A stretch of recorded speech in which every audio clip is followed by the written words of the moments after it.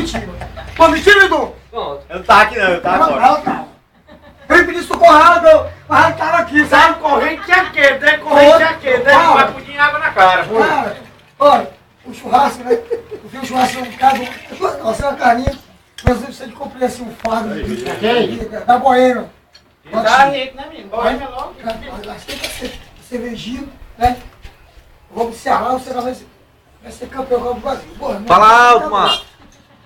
Aí, resultado, quando o Ceará leva o primeiro, leva um gol velho. Você não mora, Bota em cima do sofá. Ah, eu fui Marreta, não deixa a mãe, marreta. não, eu Eu disse, se o Ceará quebrar, perder, eu quebro esses quadros todo dia aqui e jogo no mar. Cara, eu tinha um quadro de Ceará em casa, esse quadro lá que eu fazer foi sempre de raiva, bem grandão, com foto de jogador, presidente, né? Que eu trabalhava na jogadora, eu tinha acesso a ele que batia foto. Rapaz, quando terminou o jogo, só me levantar aqui, pegar a marreira e sair. Pá! Rapaz, só os quadros caindo. Aí a mulher se levantou. E do Santo. A mulher se levantou. Ah, tá o São Francisco, agora te matar, São Francisco. Tu quebrou o São Francisco mesmo? Eu falei, São Francisco, ajuda o Ceará aí. Ele não ajudou, eu quebrei o Santo. Ele não joga Eu bola, quebrei o Ceará, não. cara, eu quebrei.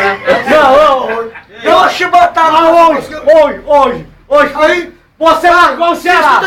aí peguei, fui no quadro que tinha ganhado, 6 portas, grandão, cara. Eu cheguei lá, arranquei as portas pra cima, as portas caíram, quebrou, tinha os espelhos, quebrou. Aí eu peguei essas camisas, as bandeiras, joguei na churrasqueira, aí subiu o fogo. Aí fui, aí pô, aí fui dormir.